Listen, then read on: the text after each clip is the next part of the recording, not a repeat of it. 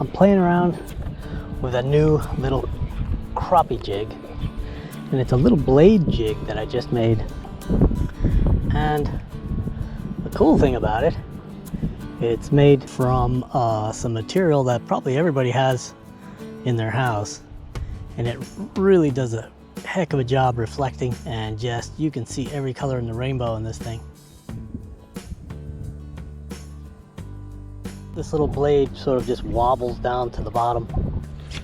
I've been noticing some fish chasing minnows out here, and I'm hoping to catch a crappie, but I'll take a bass if that's what's there. What this is, it feels like a bass.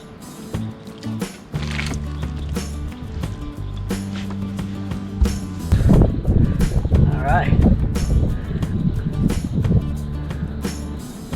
Not exactly the species I'm after, but I'll take it.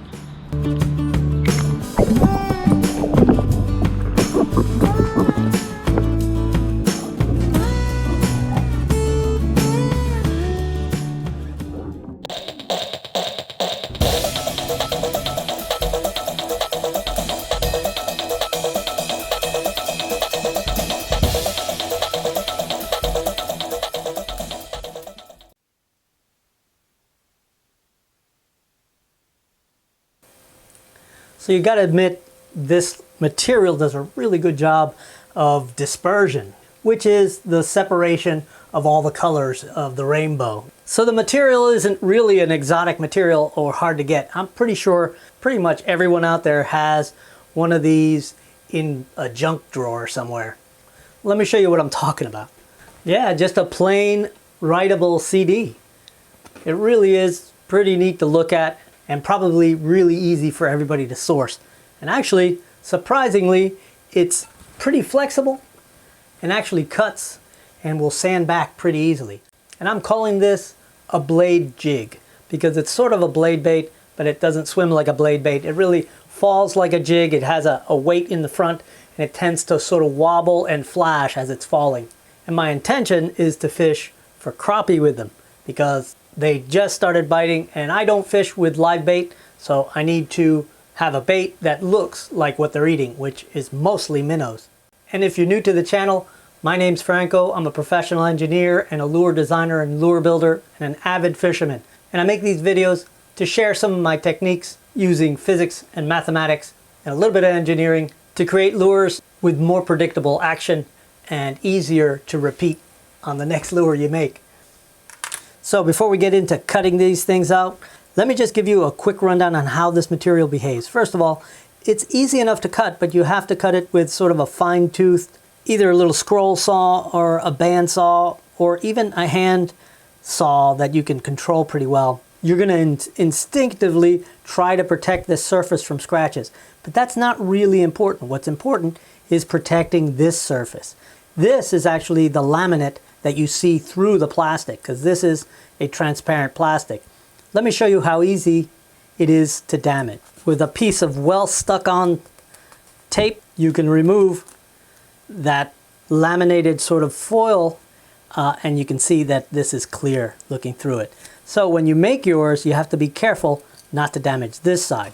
This side can get scratched, and you can clear coat it, and those scratches will disappear.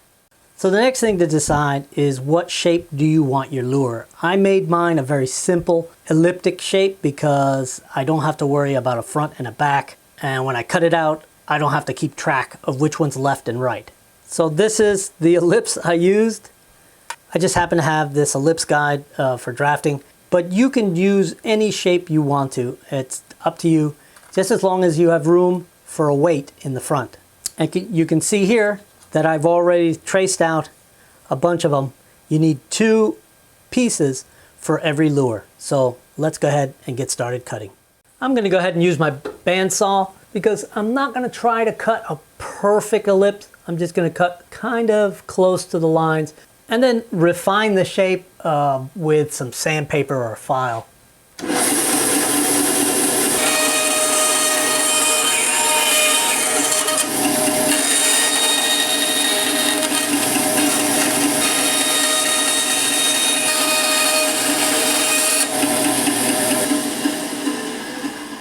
I'm not sure you can see those lines, but I'm about a 1/16 off of them, and it's easy enough for me to then sand it back.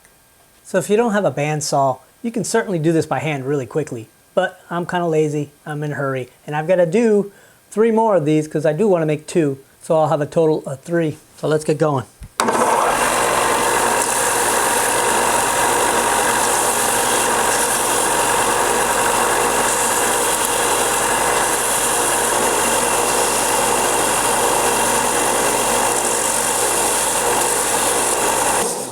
Alright, so I'm pretty doggone close to the lines, and I'm just going to go ahead and do the rest by hand. Any kind of plastic that sort of softens and rolls up, you can just take off with your fingernail. Don't get too aggressive. Right now we're still looking really good with this. Alright, so to finish this off with hand sanding, I like to use these little sanding boards. They're really meant for ladies' fingernails, and here's the manufacturer and all the details. You'll have to find it online. I bought this forever ago and I don't remember where I bought it. But each board has one side that's 120 and one side that's 240. I'm just going to work my way down to the line and then I'll get started on the other 3. So take your time doing this. It doesn't have to be perfect, but you want to be careful not to damage that film. If it's a little off, it really doesn't matter too much because the next one that you're going to glue it with, you can then fair them in together and get them even. All right, I'm going to go ahead and go back out to the bandsaw and cut the rest of them, and I'll come back to you guys when I've got them all nice and clean like this one. So the next thing you're going to need to do is make a spacer for the middle of it. And if you look at this one, you can see there's a little white line. That's a spacer down between the 2 plates that we're just making now. You can make it out of just about anything that's about a 1/16 of an inch thick and of course big enough to cover that shape of the lure. One of these stirring sticks that's big enough, like this tongue depressor style one, or you can use a piece of 1/16 inch thick balsa. That's real easy to cut and sand and easy to find.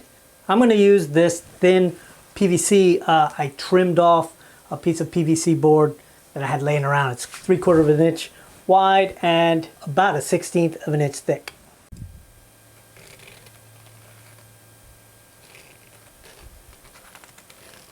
So I've got the shape drawn on this. Now I just need to cut it out and do the same kind of sanding. All right, there you go. At this point, I need to cut a slot to make room for the wire harness. So it's not quite 1/8 of an inch, but it's a wide enough slot to fit the wire harness and have it glued in. So to cut away the material for that slot, I'm just going to use these cheap shop shears. It does the trick, and that's kind of what's nice about having a soft material for this spacer, is you can cut it and shape it real easy. If you're using balsa, you probably can still use scissors. If you're using a little harder wood, you might want to use a box cutter and just score it and break it.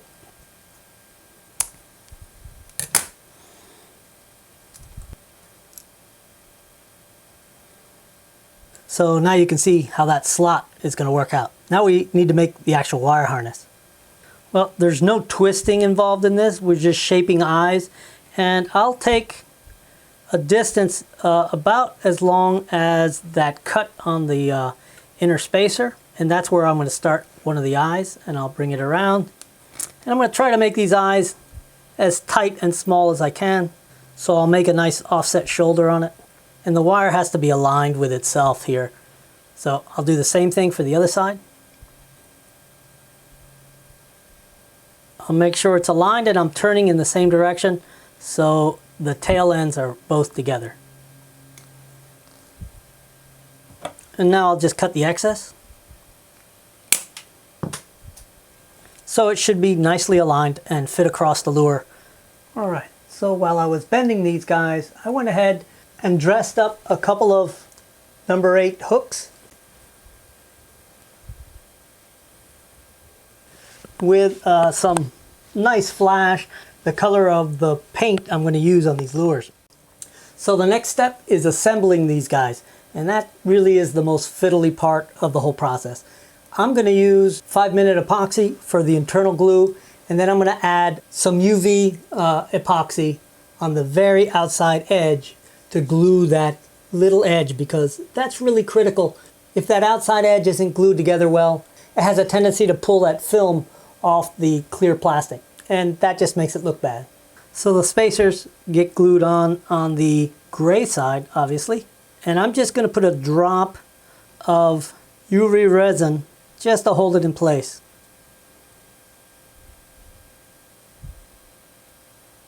So that makes it a lot easier for me to place the wire harness in here. And for these two, I want to kind of refine the design a little bit, and instead of having the hook hanging from a split ring, I'm going to go ahead and connect the hook directly. Now that means I'll have to protect it while I'm painting it, but I think I can do that without too much trouble. And I'll go ahead and put a couple of drops of the UV resin in here too, just to keep it from moving around on me.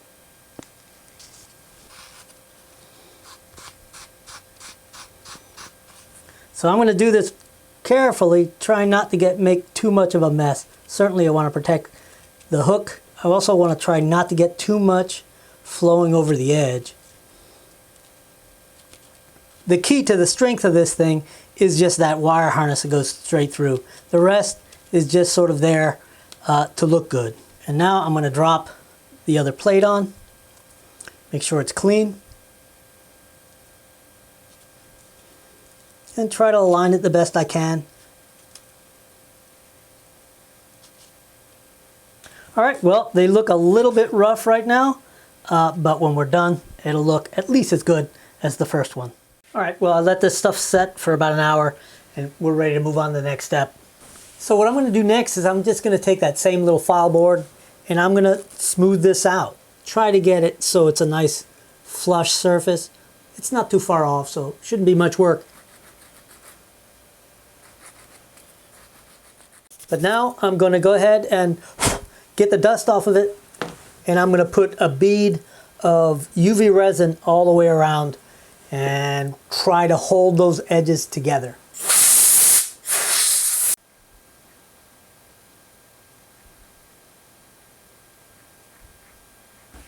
And then put it under my lamp. And it only takes maybe 10 seconds, and I'll move on to the next section. So what I'm using for a weight is this 1/4-inch steel ball.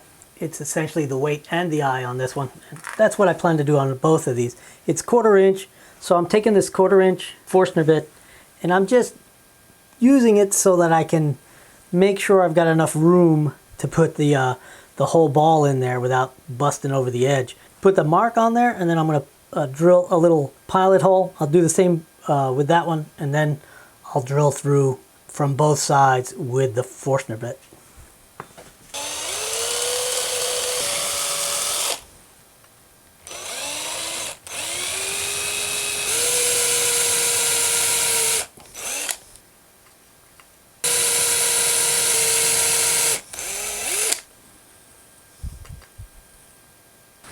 Alright, here they are, ready to be painted. I went put some protection on the dressed up hooks, and my intention is to do a really simple paint job, at least for me. I know I tend to get carried away with some of the paint jobs I do. I'm going to use blue on the one with the blue hook and gold on the one with the gold hook.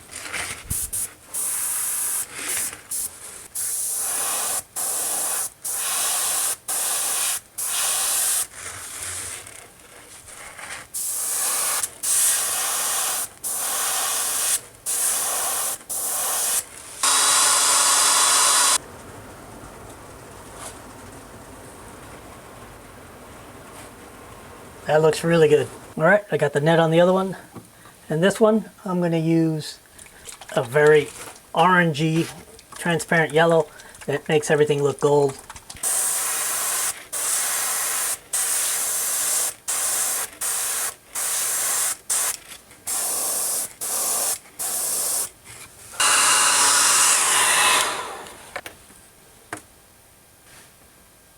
All right, that looks pretty cool. Not sure if it's showing up on the camera, but this looks really cool. Time to go with opaque black, and with this I'm going to have to be real careful not to get too much overspray.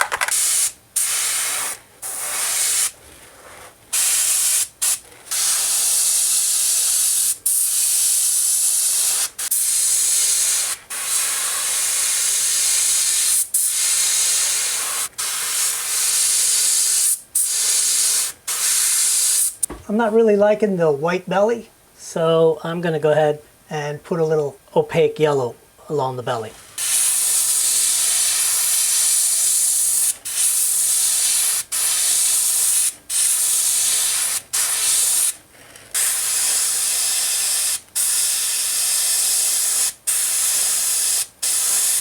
All right, that should do it. Let's go to red. I'm just going to put a little bit of red over the yellow right here at the chin.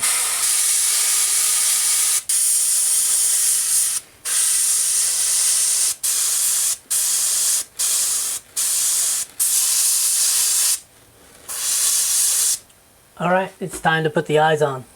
All right, so first step is to drop the ball in there and get it in there to the depth it belongs. And then I'm going to put a drop or two of UV resin and just set that temporarily so it doesn't move. And I'll do the same to the blue one. All right, so to make the eyes look a little more realistic, I'm going to put pupils on them. And I'm going to paint a little black pupil looking back and down.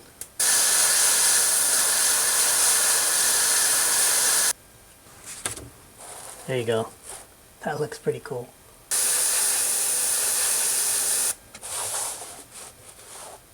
All right. Okay. All right, so the eyes are done. Now I'm going to spray it with some polyacrylic just to seal the paint.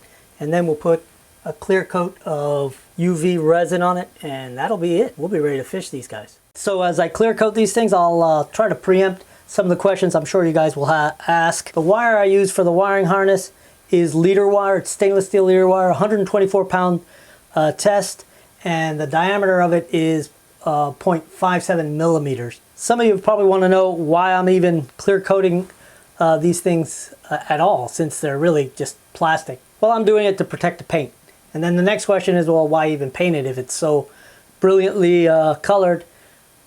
Because I like to paint everything. I suppose you could just put eyes on it and put a hook on it and fish it. It'd probably work just fine.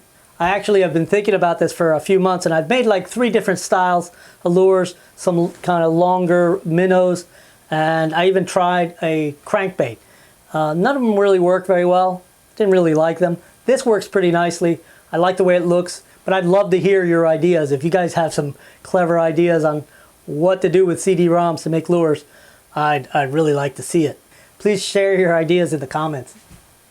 Another question might be, what's the action on this lure? Do you just crank it back? It really isn't a crankbait, and not much of a twitch bait, really. It's more of a jig. It really flutters as it falls, and then when you jerk it up, it just twitches in an oddball direction.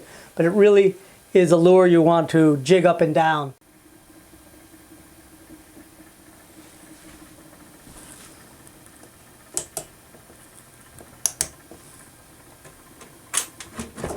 All right, it's been about an hour. They're looking really good. Let me get the tape off the treble hooks, and then I'll give you a good look of what they look like. Well, I gotta say, I really love the way these things came out. Unfortunately, it's another rainy and cloudy Sunday, so I won't be able to put these in the water. But if I get an opportunity between now and Friday, I'll try to get some underwater footage, and I'll stick it right at the end of the video. Otherwise, I'll have a little slideshow of photographs at the end, and I'll see you all on the next video.